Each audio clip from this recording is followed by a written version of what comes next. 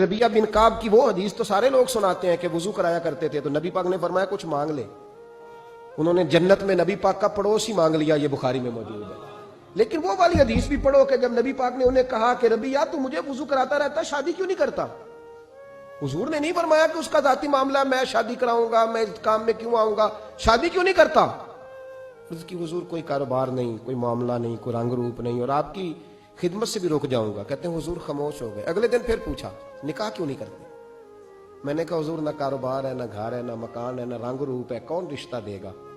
जब मैं ये कह के बाहर निकला ना, हुजूर खामोश हो गए, तो मेरे दिल में ख्याल आया रबिया तू बहस क्यों करता है और उनको बताता है जिन्हें अल्लाह ने सारा कुछ ही अता फरमाया हुआ है।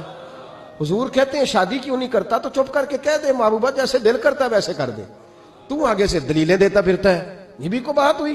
फरमाते अगले दिन मैंने इरादा कर लिया, हुजूर ने अगर आज कहा तो कह देना या रसूलल्लाह जैसे दिल हो करे। मैंने वुजू कराया, मेरा ख्याल था हुजूर यहां रोक के कहेंगे, यहां रोक के कहेंगे, पर हुजूर ने आज बात ही कोई ना की। मैं देर तक सोचता रहा यहां कहेंगे, पर आज हुजूर ने बात ही ना की। मैं पछता रहा था कि 2 दिन मौका मिला, मैंने जाया कर दिया। फरमाते हैं वुजू पूरा करा के जब मैं बाहर निकला, दरवाजे तक पहुंचा तो महबूब ने आवाज दी, बात सुन। मैं ठहर गया। फरमाया शादी क्यों नहीं करते? कहते मेरा तो दिल फूलों की तरह खिल उठा। मैंने कहा या रसूलल्लाह जैसे दिल करता है करा दे। नबी पाक अलैहिस्सलातु वस्सलाम ने फरमाया फलां कबीले के सरदार के पास जाओ, उसे कहा अपनी बेटी का निकाह तेरे साथ कर दे। कहते मैं गया, थोड़ी देर के लिए तवक्कुफ किया उन्होंने, लेकिन फिर वो राजी हो गए।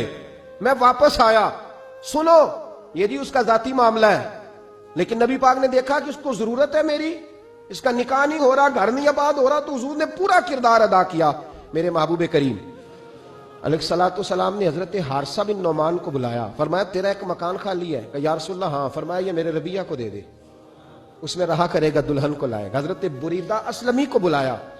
फरमाया एक खजूर की गुठली के बराबर सोना चाहिए। या रसूलल्लाह किस लिए? फरमाया मेरे इस गुलाम ने अपनी बीवी को हक महर देना है। हजरत सैयदना उस्मान गनी को बुलाया, तीसरे सहाबी। फरमाया एक मेंढे का बंदोबस्त तूने करके देना है। हुजूर किस लिए? फरमाया मैंने अपने गुलाम का वलीमा करना है, बकरे का बंदोबस्त कर। सारी तैयारियां करके दी।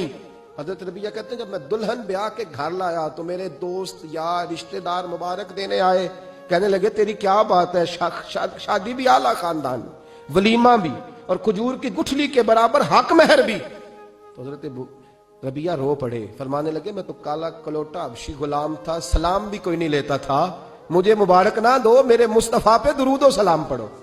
ये सारा हुजूर का करम है। कहते हैं उसका जाती मामला है, भाई सारा दिन तेरे साथ रहता है, उठता बैठता है, तेरी नौकरी करता है, तूने कभी पलट के देखा ही नहीं, तूने कभी अश्क-ओ-शोई नहीं की, तूने इतना टाइम ही नहीं दिया कि तेरे कंधे पे सर रख के रो सके, तेरी तवज्जो ही नहीं।